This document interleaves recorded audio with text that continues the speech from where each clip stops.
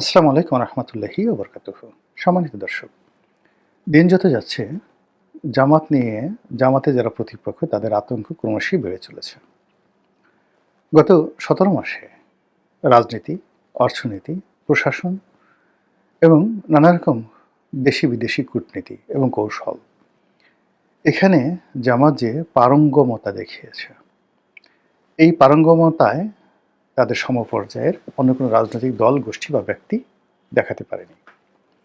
এবং আশ্চর্যের ব্যাপার হলো বাংলাদেশের বৃহৎ দুটো রাজনৈতিক দল বিএনপি এবং আওয়ামী লীগ, তারা তাদের সেই গত ১৭ মাস দূরের কথা, তাদের সারা জীবনের রাজনীতিতে কখনো উইদিন দ্য 17 মান্থস মানে ১৭ মাসের মধ্যে যে ম্যাটিকুলাস ডিজাইনের অধীনে নিজেদের ক্ষমতাকে সুসংহত করা, ক্ষমতার বিস্তার ঘটানো এবং কৌশলগত জায়গাগুলো দখল করা এবং প্রতিপক্ষের মনে ভয়, আতঙ্ক এবং সন্দেহ তৈরি করা, এই কাজগুলো তারা জামাতের মতো করতে পারেনি, জীবনে পারেনি।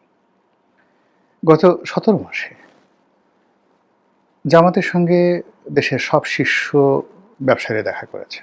কেন? বড় বড় গ্রুপ সেই ২০২৪ সনেই হেলিকপ্টার নিয়ে সেই গ্রুপ অফ কোম্পানি জামাতের নেতাদের পিছনে ঘুরঘুর করছে।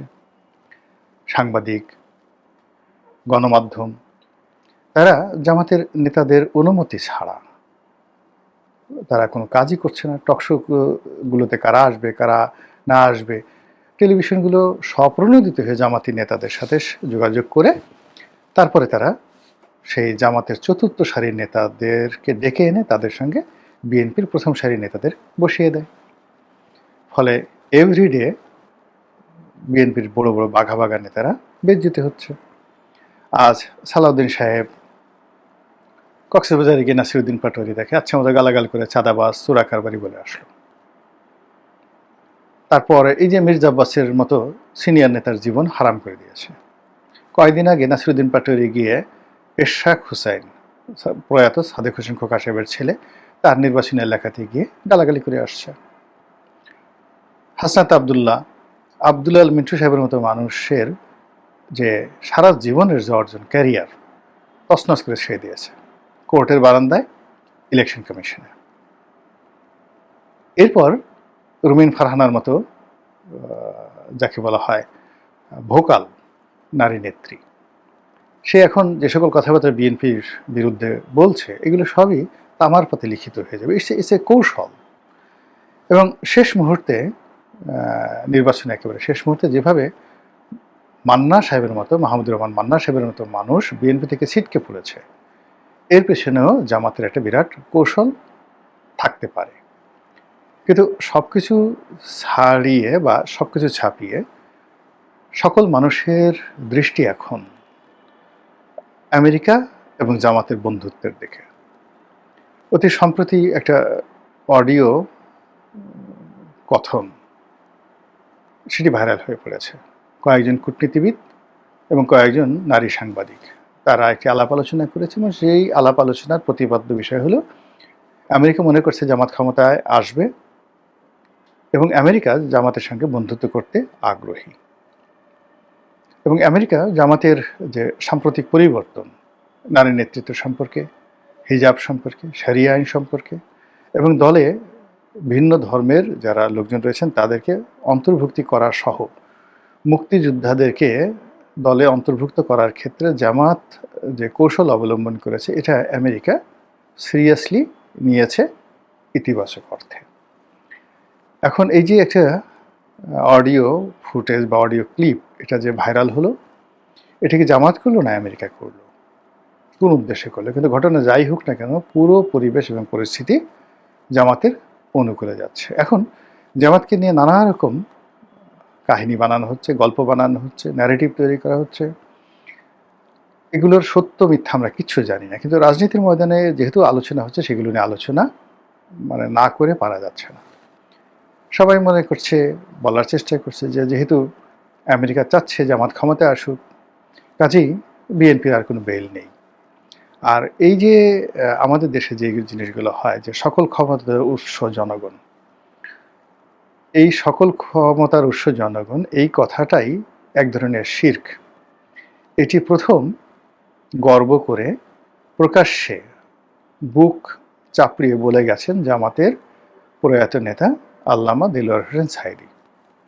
তিনি বললেন জনগণ সকল ক্ষমতার উৎস হয় কি করে, যেখানে মাতুব্বরের কথা ছাড়া, মেম্বারের কথা ছাড়া গ্রামের লোকজন ভোট দেয় না, গ্রামের ময়মুরব্বী চেয়ারম্যান সাহেবের অনুমতি ছাড়া বিশেষ সালিশ করে না, থানায় পর্যন্ত যায় না, চেয়ারম্যান সাহেব বা আশেপাশের জ্ঞানীগুণী ব্যক্তি যারা লোকজন রয়েছে তারা পরামর্শ না দিলে ডাক্তারের কাছে পর্যন্ত যায় না। তো এই জনগণ আপনাকে কি করে ক্ষমতায় আনবে, এই জনগণ কি করে আপনার ব্যাপারে সিদ্ধান্ত নেবে? এখানে মূল ব্যাপারটা হলো সমাজে যারা পিলার রয়েছে, জ্ঞানীগুণী ব্যক্তি রয়েছে, নিয়োগকর্তা রয়েছে, জমিদার রয়েছে, আমলা রয়েছে, কামালদার রয়েছে, তারাই মূলত জনমতকে নিয়ন্ত্রণ করে।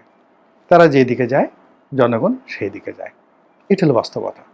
বাংলাদেশের এই যে আমরা যারা কন্টেন্ট ক্রিয়েট করি, তারপরে আমরা যারা লেখালেখি করি, আমরা যারা আমলাতন্ত্রে বড় বড় পদ পদবিতে আছি, ডিসিএসপি থেকে শুরু করে সেক্রেটারিয়েট আছি, সেনাপ্রধান আছি, আমাদের চিন্তা চেতনা মন মানসিকতার উপরেই কিন্তু জনগণ প্রভাবিত হবে।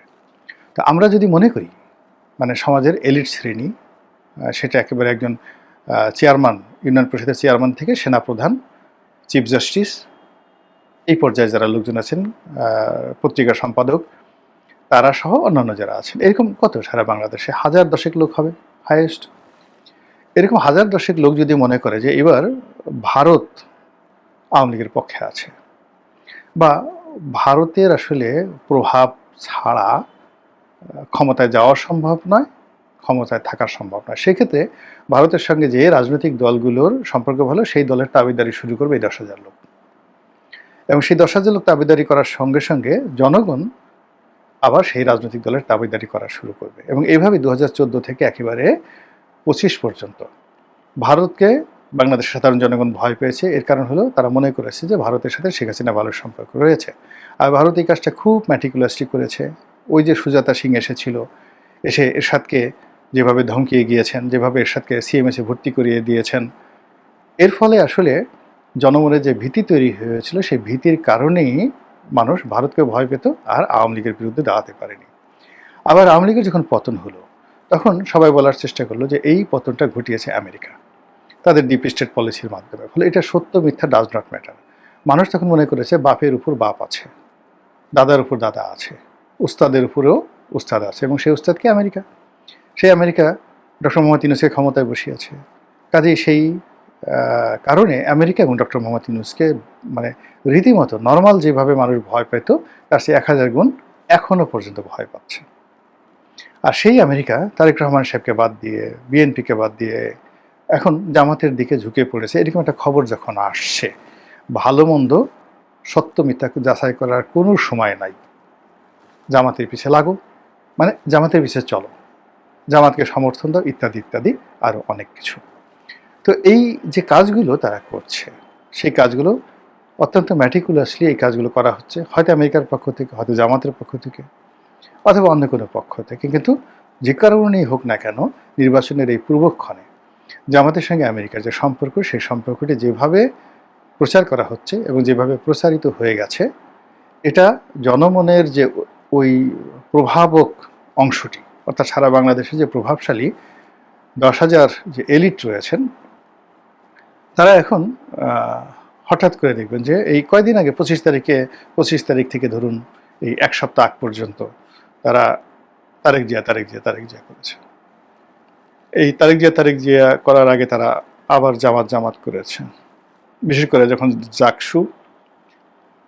ডাকসু এইখানে ছাত্র শিবিরের জয়লাভ হলো, তখন সবাই মনে করলো যে জামাত জয়লাভ করলো। আর মানে হাদির সেই দুর্ঘটনার পরে, মৃত্যুর পরে ধরে নিল যে জামাতি ক্ষমতায় আসছে, জামাত।